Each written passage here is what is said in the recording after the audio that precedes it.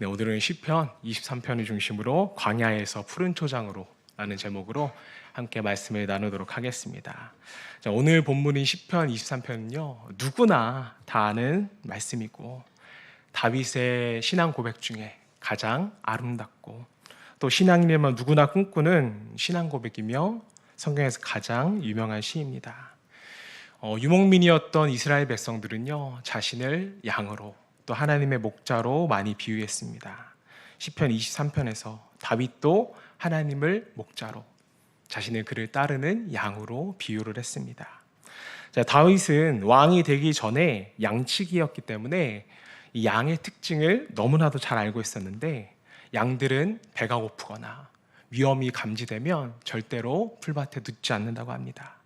자, 그런데 오늘 2절을 보시면 그가 나른 푸른 풀밭에 누이시며 라는 구절을 통해서 모든 것이 만족한 상태, 가장 안전하고 배불리 먹고 편안한 상태로 하나님이 이끄셨다는 것을 우리는 상징적으로 알 수 있게 되는 것입니다. 저 푸른 초장 위에 그림 같은 집은 없지만 양이 만족하고 누워있는 모습을 상상해 보면 우리의 마음은 여러분 너무나도 상상만으로도 행복해집니다. 자, 그러나 저는 오늘 이 풍요로움과는 좀 대조되게 결핍에 대해서 말씀을 나누고자 합니다. 자, 개인적으로 이 시편이 부러운 이유는요, 요 몇 달간 나에게는 언제 이런 푸른 초장이 주어질까? 하나님은 언제 나를 쉴만한 물가로 인도하실까? 나는 언제 만족함을 느낄 수 있을까? 라는 마음이 컸기 때문에 저에게 이 시가 너무나도 부러웠던 것 같습니다. 자, 저뿐만 아니라 여러분들도 언제쯤 돼서야 정말 우리는 나는 부족함이 없습니다, 이제 됐습니다 라고 이야기를 할 수 있을까요? 그리고 어떻게 다윗은 이러한 놀라운 고백을 할 수 있었을까요? 과연 우리는 죽기 전에 이러한 고백을 할 수 있긴 한 것일까요? 다윗의 고백이 우리의 고백이 되기를 소망하면서 함께 말씀을 살펴보겠습니다. 자, 먼저 다윗의 어린 시절을 좀 볼게요. 자, 사무엘상 16장 11절에 13절 말씀인데 좀 길지만 보도록 하겠습니다. 또 사무엘이 이새에게 이르되 내 아들들이 다 여기 있느냐? 이새가 이르되 아직 막내가 남았는데 그는 양을 지키나이다. 사무엘이 이새에게 이르되 사람을 보내어 그를 데려오라. 그가 여기 오기까지는 우리가 식사 자리에 앉지 아니하겠노라. 이에 사람을 보내어 그를 데려오매 그의 빛이 붉고 눈이 빼어나고 얼굴이 아름답더라. 여호와께서 이르시되 이가 그니 일어나 기름을 부으라 하시는지라.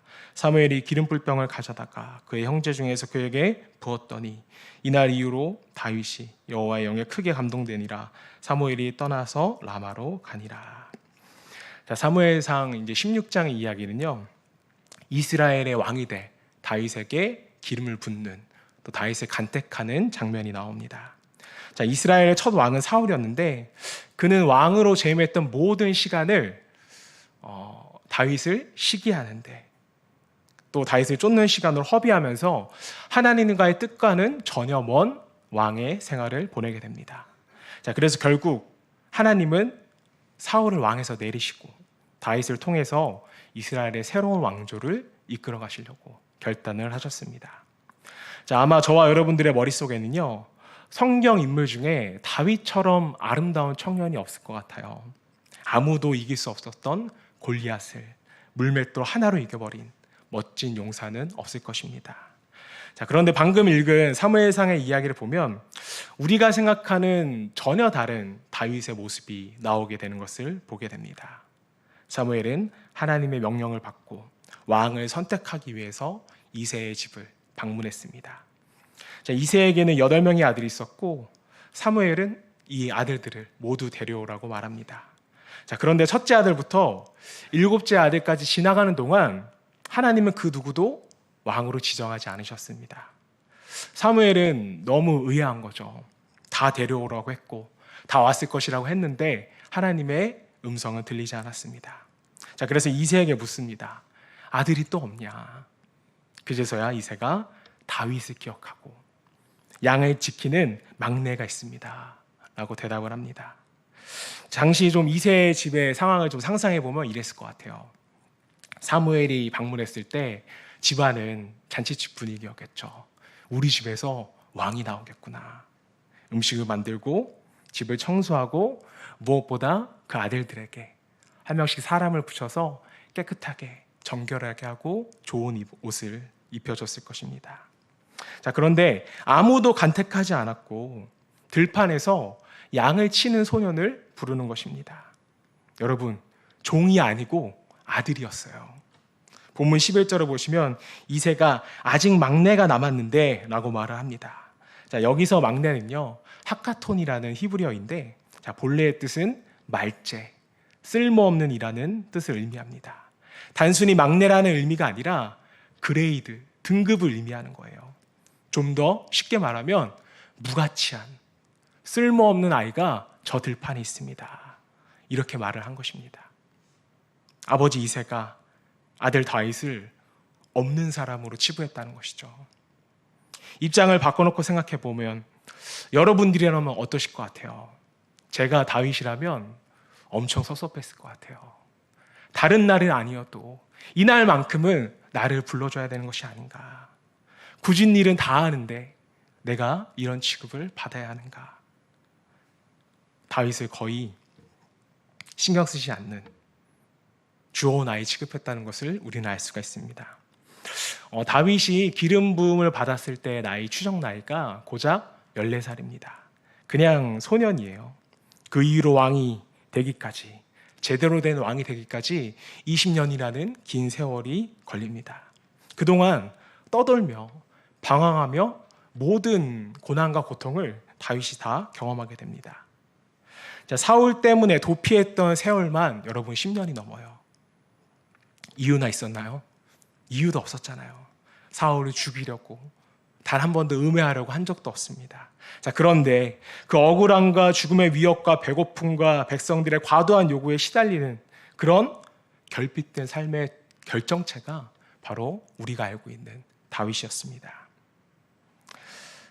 자, 그런데 우리가 기억하는 여러분 다윗은 어때요? 너무나도 당당하고 멋있죠. 골리앗을 죽이고 난공불락의 예루살렘 성을 함락하고 또 그 성을 하나님의 도성으로 올려드리고 하나님의 마음에 합당한 자라고 칭함을 받았던 그 다윗을 생각해 보면 다윗의 인생은 역시 푸른 초장이었다, 이러한 생각이 듭니다.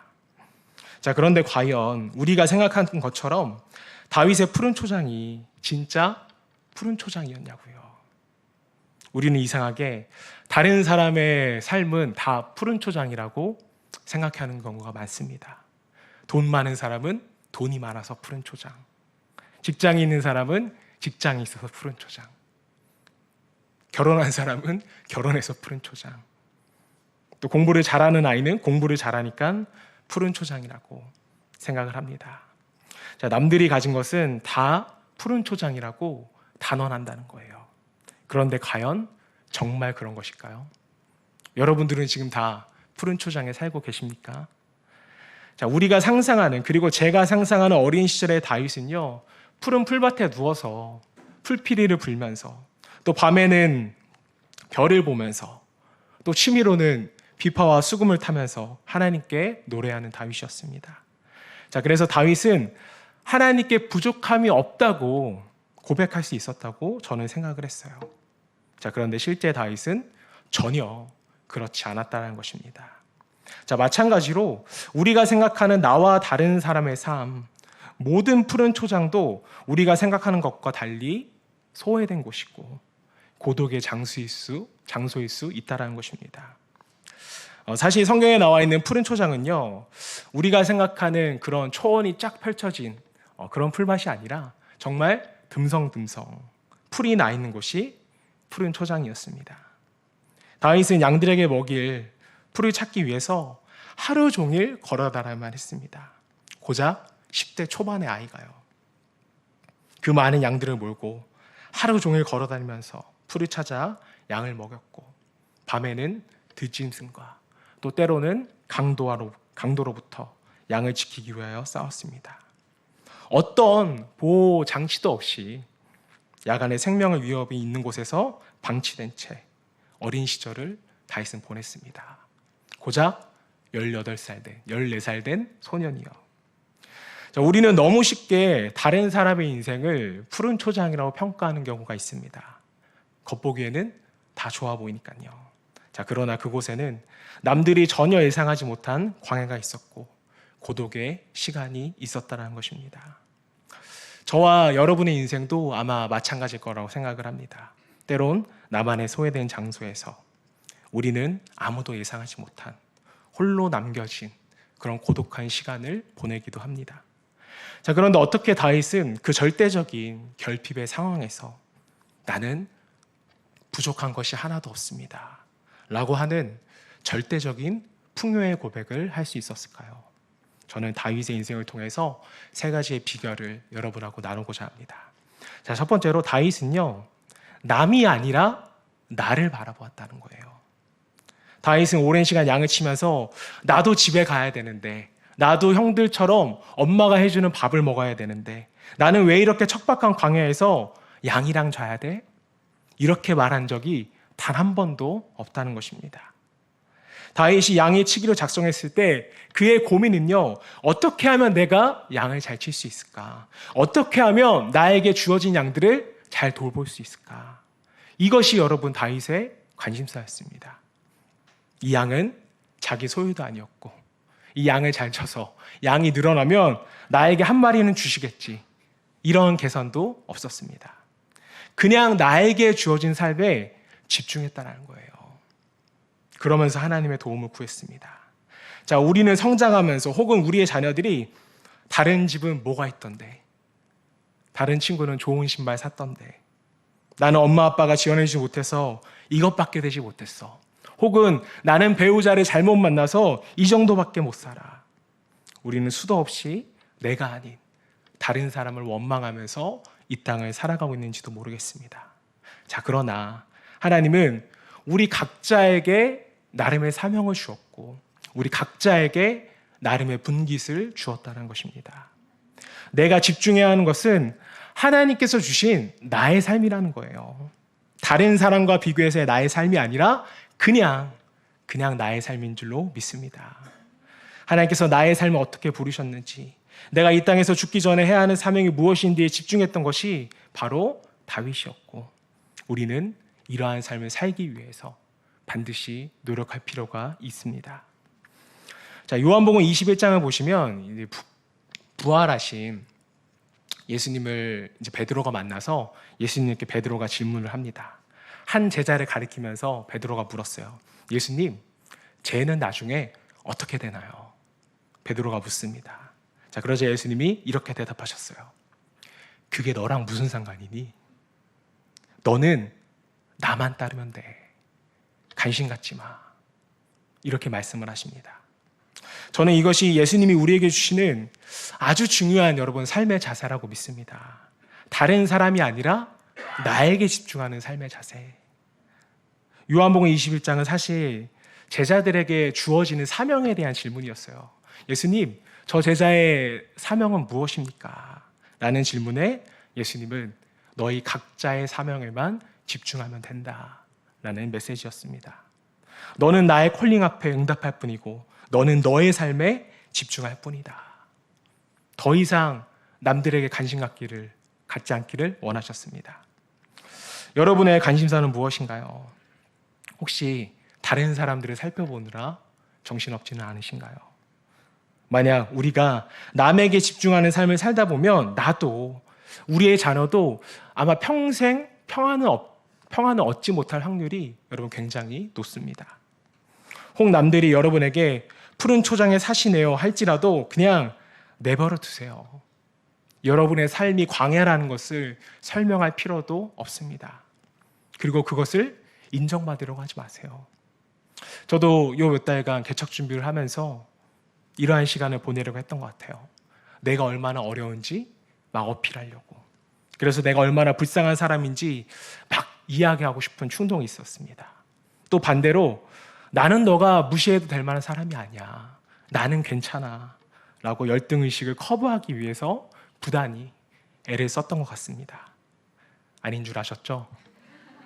얼마나 제가 여기에 에너지를 쏟았는지 모르겠습니다. 사랑하는 여러분, 내 눈에 보이는 다른 사람의 푸른 초장을 부러워하지 마세요. 우리는 그저 하나님이 나에게 주신 인생을 최선을 다해서 살아갈 때 우리의 결핍이 변화되는 줄로 믿습니다.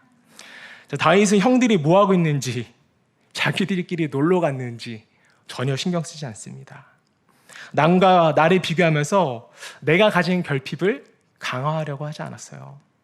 저와 여러분들은 오늘 나에게 주시는 하나님의 사명이 무엇인지를 좀 더 살펴보고 좀 더 하나님과의 관계 속을 집중하면서 이것이 더 주님의 더 큰 축복이라는 거, 그리고 결핍을 채울 수 있는 방법이라는 것을 깨달아 알기를 주님을 축복합니다. 자, 한 발 더 나아가서 우리는 어떻게 절대 결핍에서 절대 풍요로 옮겨줄 수 있을까요? 자, 두 번째로 다윗은요, 상처를 명분 삼지 않았다는 거예요. 다윗은 사무엘에게 기름 부음을 받고 아주 오랜 시간 동안 왕자의 자리에 오르지 못했습니다. 다윗의 푸른 초장의 고백을 보면 여러분 금방 왕이 되겠구나 라고 생각할 수도 있지만 기름을 붓고 왕이 되기까지 20년이라는 세월이 넘게 걸렸어요. 또 중간중간에 기름 부음도 다시 받았습니다. 다윗의 입장에서 이럴 거면 여러분 왕이 되기 직전에 기름 부음을 받고 왕이 되면 얼마나 좋아요. 제가 만약 여러분들에게 집사님이 승진하실 거예요. 사업 잘 될 겁니다. 하나님이 집사님을 귀하게 쓰세요.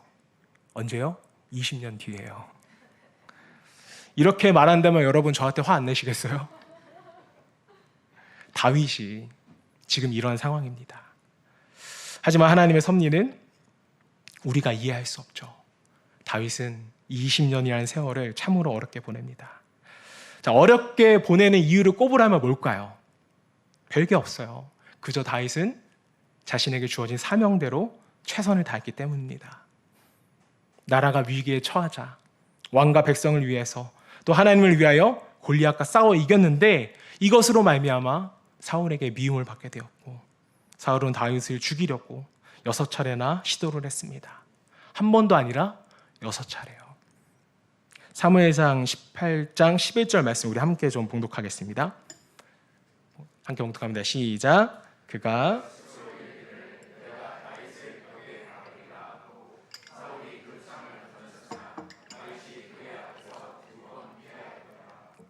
여러분 어때요? 말씀만 봐도 좀 살벌하지 않나요? 다윗은 이렇게 이유도 알지 못하는 핍박과 살해 위협을 사울에게 당했습니다. 다윗은 아무 잘못한 게 없어요. 나라와 사울 앞에 잘못한 것이 단 한 개도 없었습니다. 그런데 다윗을 죽이려고 10년간 쫓아다니는 거예요. 뿐만 아니라 사울이 자신의 딸인 미갈을 다윗에게 주려고 하면서 말도 안 되는 예물로 블레셋 사람 100명의 포피를 요구하게 됩니다. 자, 사무엘상 18장 25절입니다. 사울이 이르되 너희는 다윗에게 이같이 말하기를 왕이 아무것도 원하지 아니하고 다만 왕의 원수의 보복으로 블레셋 사람들의 포피 100개를 원하신다라 하였으니 이는 사울의 생각에 다윗을 블레셋 사람들의 손에 죽게 하리라 함이라. 지금 사울이요 충청도 할아버지 화법을 좀 쓰고 있어요. 나는 바라는 게 아무것도 없어. 다만 그냥 블레셋 사람 100명만 죽여서 나에게 가져와. 이런 말도 안 되는 요구를 하고 있습니다. 어떻게 여러분 다윗 한 명이 블레셋 사람 100명을 이길 수 있겠어요? 이 말씀은 그냥 전쟁터에서 죽으라는 말입니다. 다윗이 미갈을 원했나요? 아니죠. 다윗이 스스로 왕이 되겠다고 했나요? 아닙니다. 이유 없이 미움을 당하고 죽임을 당하는 그런 상황 가운데 오게 되었습니다. 다윗은요 어린 시절뿐만 아니라 그가 하나님께 쓰임 받는 기간에도 다윗은 상처투성일 수밖에 없는 결핍 그 자체로 수십 년의 세월을 살아갑니다. 만약 제가 다윗이었으면 여러분 억울해서 미쳤을 것 같아요. 하나님 너무한 거 아니세요? 일평생 하나님을 의지하며 살아왔는데 어떻게 나에게 이러실 수 있습니까? 1년도 아니고 3년도 아니고 20년이라는 내 평생 이런 절대적인 결핍과 고통에서 나를 살게 하십니까? 라고 저는 원망할 것 같아요. 착해 보이는 저도 그런데 여러분들이라면 아마 더 하시겠죠. 하지만 다윗은 그럼에도 불구하고 우리나라의 연산군처럼 폭정을 행했다는 그 어떠한 기록도 남아있지 않습니다. 저는 이게 너무 놀라워요, 여러분. 여러분 연산군 다 아시죠? 연천군 말고 연산군. 네. 재미있어서 2부에도 또다시 하도록 하겠습니다. 자, 사람들은 여러분 연산군에 대한 연민이 있어요. 그 어린 나이에 엄마가 죽는 걸 보았으니 이 아이가 얼마나 상처받았을까. 그를 불쌍하다고 그의 상처를 인정해 줍니다. 자, 하지만 다윗은 그의 비교할 수 없는 상처를 받았음에도 불구하고 그것을 사람들에게 표출하는, 티내는 어떠한 행동도 하지 않았다는 거예요. 제가 좋아하는 시인 겸 작가 한 분이 있습니다. 누구냐면 류시화라는 시인인데요. 군대에 있을 때 마음이 너무 삭막해지는 것 같아서 제가 이분의 시집을 다 사서 읽은 적이 있습니다. 근데 이분이 요즘 집필하는 책들을 보니까 인간의 심리를 잘 파악하면서 굉장히 통찰력 있게 쓰셨더라고요. 책의 제목은 새는 날아가면서 뒤돌아보지 않는다라는 책에서 보았던 이야기를 좀 들려드리도록 하겠습니다. 한 스승이 여러분 제자에게 물어요. 화살을 맞으면 아프겠지. 네, 아프겠죠. 자, 그런데 화살 맞은 곳에 또 화살을 맞으면 어떨까? 엄청 아프겠죠. 그렇지. 그러면서 스승이 말합니다. 살아있는 한 누구도 화살은 피할 수 없다. 그러나 이 일로 인한 감정적 고통은 우리의 선택에 달려있다. 첫 번째 화살은 실제로 일어난 사건이고 두 번째 화살은 그 사건에 대한 감정적 반응이다. 상실, 실패, 재난, 이러한 것들은 누구의 삶에나 다 일어난다. 그러나 고통의 대부분은 실제 사건 그 자체보다 그것에 대한 감정적 반응으로 더 심화된다. 인생이 고통이라고 말하지만 우리가 가장 많이 맞는 화살은 나 스스로 자신에게 쏘는 두 번째 화살이다. 첫 번째 화살을 맞으면과 동시에 우리는 두 번째 화살을 즉각적으로 자기 자신에게 쏘기 시작하며 이 두 번째 화살이 첫 번째 화살의 고통보다 몇 배나 증폭시킨다. 성도님들도 여러분 한번 잘 생각해 보셨으면 좋겠어요. 여러분이 느끼고 있는 고통이라는 것이 일어난 사건에 대한 사실 때문인지 아니면 그것을 바라보는 여러분의 시선 때문에 더 고통스러운지 한번 생각해 보시길 바랍니다. 결정적으로요, 다윗에게는요, 이 두 번째 화살이 없었다라는 거예요. 그런데 우리는요, 이 책에서는 이렇게 말합니다. 첫 번째 화살은요, 운이 좋으면 피할 수 있다고 말합니다. 성경적으로 말하면 지혜로운 사람은 피할 곳도 잘 찾을 수 있겠죠. 자, 하지만 우리 인생에서 풀 수 없는 난제를 반드시 만나게 되는 것처럼 한두 개의 화살은 피할 재간 없이 맞게 되는 것입니다. 자, 그리고 첫 번째 화살을 맞은 뒤에 나 스스로가 두 번째 화살을 쏘는데 우리는 이렇게 말해요. 내가 그때 하지 말았어야 되는데, 내가 그때 말하지 말았어야 되는데, 내가 그때 가지 말았어야 되는데, 내가 왜 그때 그래서 그랬을까? 가슴을 치고 자신의 머리를 때립니다. 이렇게 말하면서 일어난 사실보다 더 가중된 죄책감과 정죄감을 가지고 우리의 결핍을 훨씬 더 강화시킨다는 것이죠. 첫 번째 화살은 피할 수 있었지만 두 번째 화살이 쏘아진 이상 여러분들은 절대 피하지 못합니다. 왜 그럴까요? 두 번째 화살은요, 내가 나한테 조준하기 때문에 피할 수가 없습니다. 내가 나한테 조준하는데 더 치명적이겠죠. 피할 수가 없어요. 우리는 이미 일어난 사건에 대해서 나를 자책하고 나를 정죄하면서 우리 스스로를 고통으로 몰아갑니다. 혹은 가족들이 어려움을 당해도 똑같이 두 번째 화살을 쏜다라는 거예요. 예를 들어서 자녀가 시험을 못 보고 왔어요. 그럼 엄마가 말합니다. 내가 그럴 줄 알았어. 그리고 옆에 있는 아버지가 세 번째 화살을 쏩니다. 넌 뭘 해도 그 모양이니. 아주 역기능적인 가족인데 첫 번째 화살, 여러분 시험 못 본 것은 팩트예요. 자, 그리고 엄마가 쏘는 두 번째 화살, 또 아버지가 쏘는 세 번째 화살, 정조준하고 쐈는데 이걸 어떻게 피하겠어요? 이 아이의 고통은 2배, 3배가 아니라 30배, 60배, 100배로 임하게 되는 것입니다. 좋은 것만 30배, 60배, 100배 되는 줄 아셨죠? 아니에요. 우리 가정에 있어서 가장 먼저 해야 될 것은 다른 것이 아니라 나 스스로에게 쐈던 화살, 그리고 가족들에게 씌웠던 수많은 원망의 화살들을 멈추고 그냥 그 첫 번째 화살, 팩트만 가지고 하나님께 나아가서 도움을 구하는 거예요. 이것이 바로 우리가 해야 될 조치라고 믿습니다. 오늘 이따가 2부에는 우리 중고등부 아이들도 같이 예배를 드릴 텐데요. 저는 이렇게 말할 겁니다. 엄마 아빠가 두 번째 화살을 쏘면 목사님한테 와서 일러라. 그리고 일단 제가 그 화살을 맞을만 했는지 냉정하게 평가해 주도록 하겠습니다. 저 여러분 모두가, 특히 우리 중고등부 자녀들이 상처를 명분 삼아 결핍의 삶으로 가지 않기를 주님으로 축복합니다. 자, 마지막으로 다윗은 어떻게 절대 결핍에서 절대 풍요로 옮겨질 수 있을까? 세 번째는요, 다윗은 사람이 아니라 여러분 하나님을 찾았습니다. 다윗은 자신의 환경과 상관없이 하나님을 기뻐하는 삶을 살았고 하나님의 명예를 자신의 인생의 최우선으로 삼았습니다. 자, 이런 다윗에 대한 하나님의 평가 기준이 성경에 나와요. 사무엘상 16장 7절 하반전에 나타납니다. 우리 함께 봉독할까요? 시작. 내가 보는 것은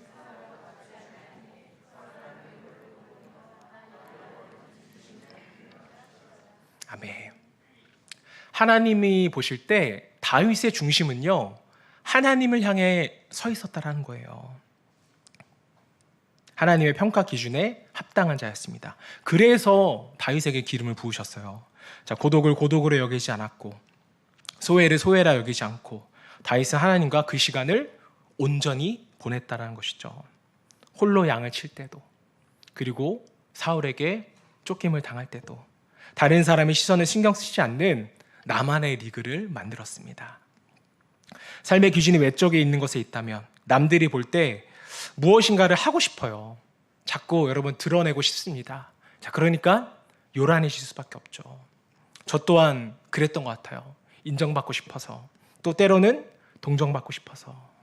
자, 그러나 다윗은 이런 것에 여러분 전혀 개의치 않았습니다. 사람의 이야기, 사람의 평가 전혀 걱정하지 않았어요. 그래서 혼자 있는 시간에 하나님과 자신만의 리그를 만들었다는 것입니다. 가족의 생계수단인 양들을 지키기 위해서 홀로 물맷돌을 연습했고, 또 하나님을 찬양하면서 그의 자신의 영과 육을 훈련해 나아갔습니다. 사무엘상 17장을 보시면 다윗이 사자가 양을 훔쳐갔을 때 사자의 입에서 양을 뺏어갔다, 이러한 말씀도 전하고 있습니다. 양이 다윗의 양인가요? 아니죠. 하지만 나에게 주어진 삶에 집중하기 위해서 이것까지도 다윗은 감당했습니다. 어떻게 이것이 가능했을까요? 다윗에게 하나님은요, 유일한 신이었습니다. 유일한 의지할 곳이었어요. 유일한 존재였습니다. 여러 중요한 것 중에 하나가 아니라 완전히 유일하신 하나님이었다는 거예요. 때문에 고통이 또 고난이 올지라도 하나님께 도망갈 수 있었고, 그 어떤 결핍도 하나님을 밀어낼 수 없었다라는 사실입니다. 자, 우리는 우리가 좋아하는 것만 여러분 우상이라고 생각하는 경우가 있어요. 그래서 하나님보다 더 좋아하면 안 돼, 하나님보다 더 위에 두면 안 돼 라고 얘기는 하지만, 실제로 우리로 하여금 하나님을 미련하게 만드는 것은 여러분 결핍이라고 생각합니다. 하나님보다 그 결핍을 채우기 위해서 그것에 집중하고 하나님보다 더 목매어서 우리 인생을 살아갈 때가 여러분 우리가 얼마나 많습니까? 이제 개척 이야기를 좀 해드리도록 할게요. 오래 기다리셨습니다.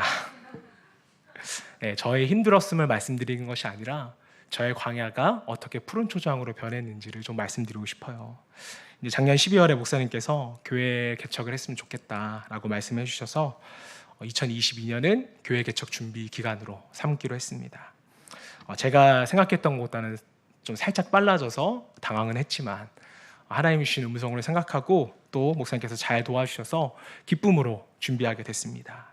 자, 그때부터 저에게 주셨던 말씀이, 사실 믿음이 오늘 시편 23편의 말씀이었어요. 여호와는 나의 목자신데 나는 부족함이 없을 것이다. 하나님께서는 나를 분명 푸른 초장으로 인도해 주실 것이다. 이러한 확고한 믿음이 작년까지 있었습니다. 올해 초까지 있었어요. 그리고 나서 가족회의를 했고, 개척한다는 소식에 저희 부모님이 거주하시는 집을 팔아서 개척을 하는데 이제 사택도 구해야 되니까 보태라고 말씀을 해주셨습니다. 그리고 제가 이걸 거부하지 않았습니다. 기쁨으로 수용했고, 그리고 부동산에 집을 내놨는데, 여러분 정말 그날로부터 단 하루도 빠짐없이 뉴스가 나오는 거예요. 경기 침체, 부동산 침체. 처음 한 달만 한 두 분 정도가 집을 보러 오신 후에 그 다음부터는 단 한 번도 집을 보러 오지 않았습니다. 자, 그래서 첫 번째 플랜 A를 적고 이제 플랜 B로 돈에 맞게 상가를 구하려고 찾아보니까 안 되더라고요. 그래서 제가 천안 아산까지 알아보고 목사님께서도 지도를 살펴보시고 이 지역이라면 괜찮겠다라고 말씀하셔서 열심히 찾았는데 교회라고 하니까 상가를 주기를 다 거부했습니다. 주님의 뜻이 아닌가? 이제 다시 수도권으로 눈을 돌려서 찾았습니다. 의정부, 남양주, 그렇게 제가 실제 상가를 찾아다니면서 구했던 곳이 17군데였고 그때 다 거절당했어요. 네. 슬슬 제 마음속에 어떤 마음이 생겼냐면 여호와는 나의 목자신데 왜 내가 부족하지? 나는 부족함이 없어야 되는데 왜 이러지? 그리고 다시 한번 18번째, 19번째 상가를 거절당하니까 저도 모르게 이런 말이 튀어나오더라고요. 여호와는 나의 목자신데 내가 부족해도 징글징글하게 부족합니다. 이 말이 튀어나오더라고요. 제가 신학교에 들어가게 됐을 때, 또 목사 안수를 받게 되었을 때, 죄송합니다.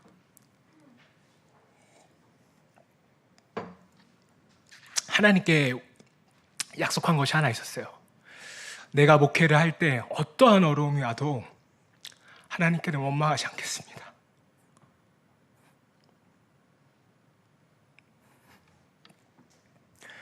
제가 이것을 되뇌이고 되뇌었습니다. 근데 저의 입술에서 부족해도 너무 부족합니다 라는 고백이 나왔을 때 제가 너무나도 놀랐어요.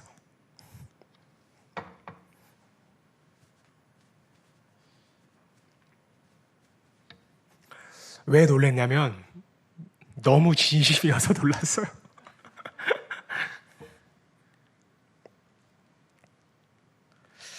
그때가 새벽 기도에 혼자 나와서 기도하고 있을 때였는데 저의 진심에 너무 놀라서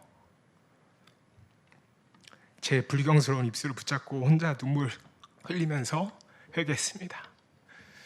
그때 너무나 감사한 것이 한 명도 안 나오셨어요. 새벽 기도 때. 저 혼자 눈물 흘렸습니다. 그리고 눈물 흘리고 회개하니까 하나님이 회개한 뒤라 위로해 주실 줄 알았어요. 채훈아 괜찮아. 내가 너를 푸른 초장으로 인도할 거야. 힘내. 이런 말씀을 주실 줄 알았는데 제 마음에 들려주시는 음성은 뭐였냐면 십자가를 져라. 너의 십자가가 지금 어딨니? 라는 음성이었습니다. 계속 십자가를 져라 이렇게 하시는데 그 음성에 제가 또다시 부끄러워졌습니다. 하나님 맞네요. 내가 구원받은 지가 너무 오래돼서 저의 십자가를 잊어버리고 있었네요. 제 십자가를 다시 지겠습니다. 하나님께 고백할 때 제 십자가가 다시 커져가는 것을 느끼게 되었습니다. 하나님께서 나를 사랑하셔서 구원하셨는데, 나를 목사로 부르셨는데, 나에게 수백 조의 유산을 물려주셨는데, 내가 지금 하나님께 하나님 나 지금 생활비 없어요. 지금 우리 아이 학원비가 모자랍니다. 내가 이러고 있었구나 라는 마음이 들더라고요. 너무나도 부끄러웠습니다. 저뿐만 아니라 여러분들이 받은 구원 또한 우리가 무엇을 해도 평생 갚을 수 없는 그런 구원이죠. 그 큰 것을 우리가 받았다라는 것입니다. 가장 중요한 것을 받았기 때문에 우리는 부족함이 없는 사람들인데, 오늘 내 눈에 보이는 결핍 때문에 날마다 부족하다고 하나님께 징징거리고 있었구나.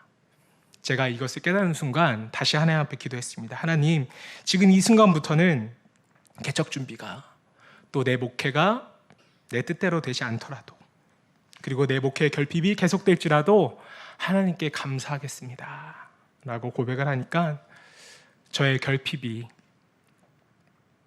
저의 광야가 부족함이 없는 푸른 초장으로 변화되는 것을 저는 느꼈습니다.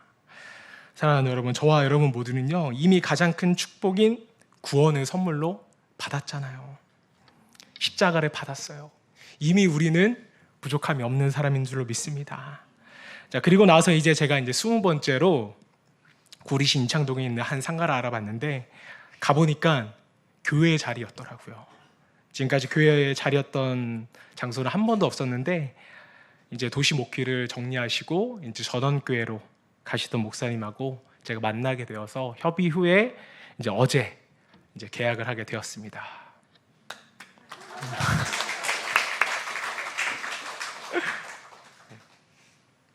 이제 인테리어 공사와 설립 예배까지 여러분들께서 잘 이룰 수 있도록 기도해 주시고요. 특히 저를 위해서 개척교회가 어렵다고 하는데 상황과 환경에 흔들리지 않고 하나님의 사명에 따라 목회할 수 있는 제가 될 수 있도록 여러분들께서 꼭 중보해 주시길 부탁드리겠습니다. 이제 말씀을 여러분 정리하겠습니다. 어린 시절 부모에게 사랑받지 못했던 결핍의 다윗은 청년이 되어서 살해의 위협으로부터 도망을 다녔고, 또 저 자신을 따라온 아둘람 공동체를 먹여 살려야 됐기 때문에 항상 절대 결핍 속에 있었습니다.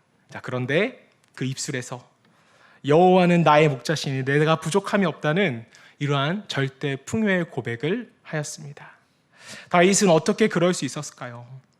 그는 모든 것을 가지지 않았지만 딱 한 가지, 그는 하나님을 소유했기 때문입니다. 하나님의 나의 목자로 모시는 순간 그의 인생이 푸른 초장으로 변화되었다는 거예요. 우리 인생에 있어서 중요한 것은 광야의 유무와 푸른 초장의 유무가 아니라 하나님이 나의 목자 되시느냐, 목자의 유무가 가장 중요합니다. 내가 나의 인생의 목자 되면 우리는 광야에서 헤맬 수밖에 없습니다. 여호와가 나의 목자 되신다면, 아니 이미 여호와가 나의 목자 되셨음을 우리가 신뢰한다면 우리의 삶은 푸른 초장, 쉴만한 물가의 삶이 되는 줄로 믿습니다. 오늘 저와 여러분 모두가 여호와는 나의 목자십니다 라는 고백을 통하여서 절대 결핍에서 절대 풍요의 삶으로 변화되기를 주님으로 축복합니다.